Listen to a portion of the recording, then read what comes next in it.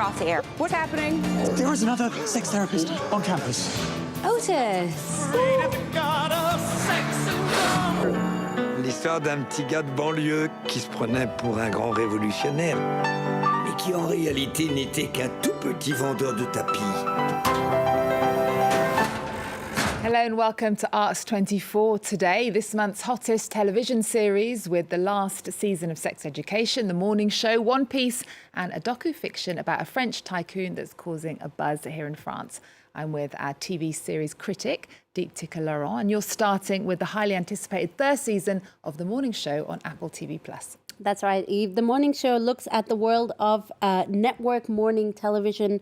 It ushers in Homeland writer Charlotte Stout as showrunner. It picks up after a rather dramatic season 2 that saw the death of Steve Carell's character, who was a TV presenter but also a sexual predator. He was the focus of the first season of The Morning Show. Now, this series is reportedly one of the most expensive ever made, surpassing, reportedly, the $15 million per episode cost of Game of Thrones. Season 3 looks at the network's financial problems and also introduces us to Jon Hamm's character, who is this shadowy tech bro. He'll be the focus of this season. OK, well, here's a glimpse of what to expect. UBA has been the target of a cyber attack. This hack is nuclear. Certain things may come to light. Did you ever tell anybody? Personal things that were never meant to be shared. Let all the secrets come out. They did not protect me. They didn't protect you, but I did. We are flirting with financial disaster. We need someone with more money than God. I am offering you a lifeline. Take the money. Well, Eve, you know, the unique thing about The Morning Show is that it also always mirrored reality. Season 1, for instance, was re-scripted to fit the Me Too movement. Season 2 was rewritten in part because of the COVID pandemic. Everyone had COVID in it, exactly. Didn't they? Yeah. It literally interrupted the writing process that was already underway. Season 3 also mirrors a new reality. It's a reality of an uncertain world emerging from the pandemic. You have network television struggling financially in this changing world. You have this deep-pocketed tech bro who can help, but at what cost? What cost will it come to the network, ethically, morally? It all sounds a little too familiar, Eve. And so do you think it's worth the money? Well, look, I feel a little ambivalent about this series. After 3 seasons, it feels like the characters haven't really evolved. The acting feels a little tired. Jennifer Aniston's always frowning. Reese Witherspoon's always angry. Billy Crudup is always scheming. It all sort of feels a little tired. Do we really need another season that cynically mirrors our society today? Probably not. Having said that, if you're willing to watch this as this sort of captivating soapy drama and nothing more than that, then it's probably for you. OK, well, Netflix has released a new fiction series about French tycoon Bernard Tapie, and well known here in France, the actor Laurent Lafitte plays the lead. Yeah, this is called Class Act in English, Tapie in French. It's a very local production, as you said. It's the story of Bernard Tapie, a figure only really known here in France, played by a popular French actor, Laurent Lafitte.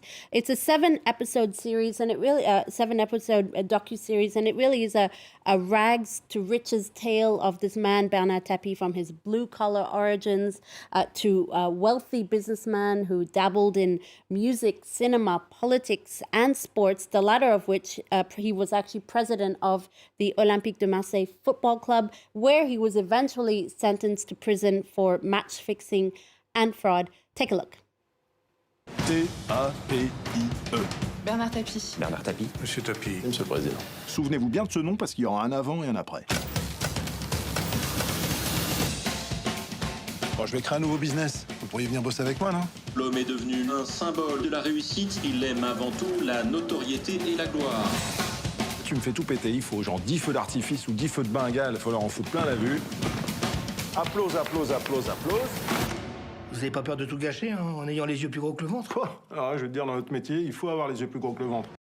Well, it's certainly been a controversial series in the making. Why? Well, Tapie passed away in 2021, and he never gave his green light for this series, despite the showrunner being the son of a friend of his. Netflix says it's purely fictional, but no doubt it's based on a real person. So the showrunner sort of plays with some of the real facts here. Take a listen to what the cast had to say. He's a divisive character who captured the attention of French society. Talking about him created lively debates during family dinners, including mine for decades. Si on nommait le fait que c'est quelqu'un qui a existé, la dimension purement personnage est extraordinaire. So what's your advice? Stream it or skip it? Definitely stream it. This show plays to Netflix strengths, you know, the ability to bring a very local story to an international audience. Personally, I did find it problematic that the series was made despite Tapi and his family's firm opposition to it. And however, for an international audience, it's a great opportunity to bring to life a self-made French businessman and his very, very fascinating life. Also, the resemblance between the actor Laurent Lafitte and Bernard Tapie is gobsmackingly accurate. The show is really well written. It's very well acted. There's great use of music as well. It's a fun, deep dive into a man who marked French society for decades, for better or for worse. One thing though is if you watch it, I think you should just know that not everything you see is completely true. Okay, good to know. Well, staying with Netflix, the final season of one of its most popular shows, Sex Education, is out this month. Yeah, prepare to say goodbye to the very eclectic students of Moordale Secondary School. It follows Asa Butterfield's Otis, an awkward virgin high schooler who's got a gift for advising his peers about sex, thanks to his sex therapist mother, played by the excellent Gillian Anderson. That was season 1. 3 seasons later, season 4 picks up after some cliffhangers. There's a new baby, there are makeups and breakups. Our protagonists integrating a new school as well, Eve. Okay, well, let's take a look then at Sex Education, the final season. Thinking about sex comes very naturally because I learned everything I know about sex from my mum. I'm the cause of everybody's concern, be making them heads turn like.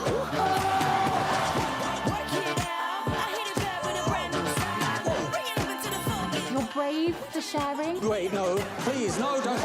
I'm not in a sexual relationship with my mother. Nathan, for goodness sake, just tell them you're a sex therapist. Yes, I am.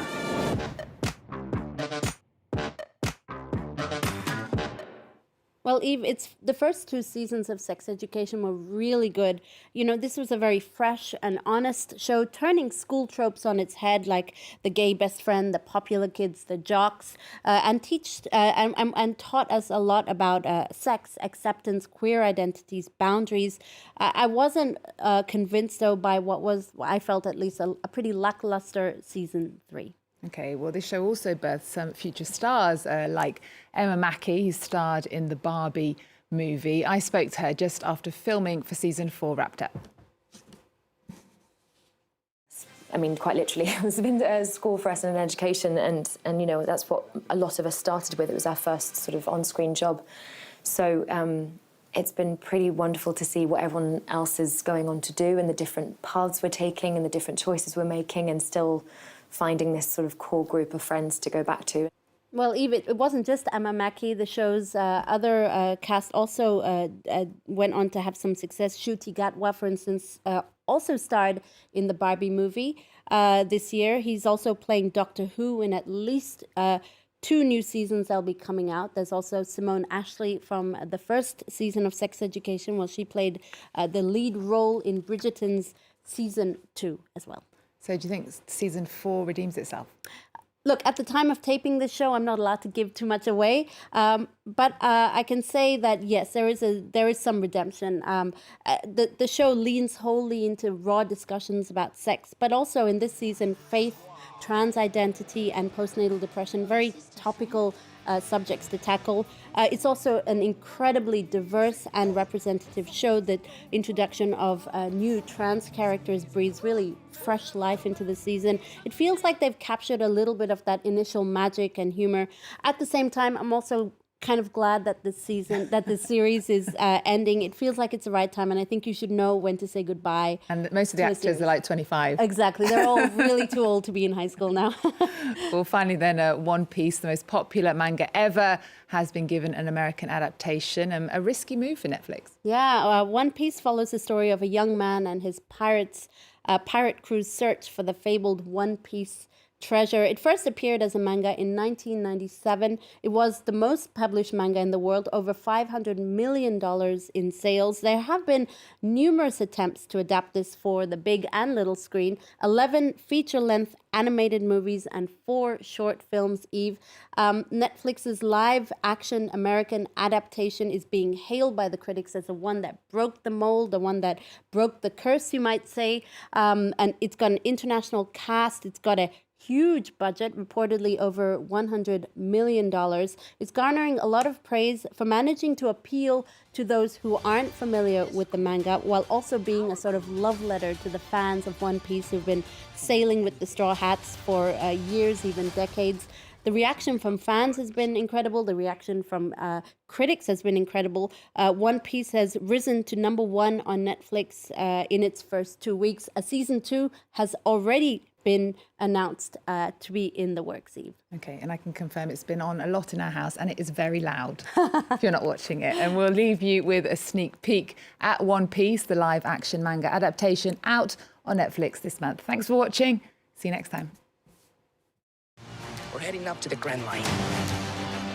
A treacherous stretch of ocean with bigger islands, bigger pirates. And that's where we're gonna find the One Piece.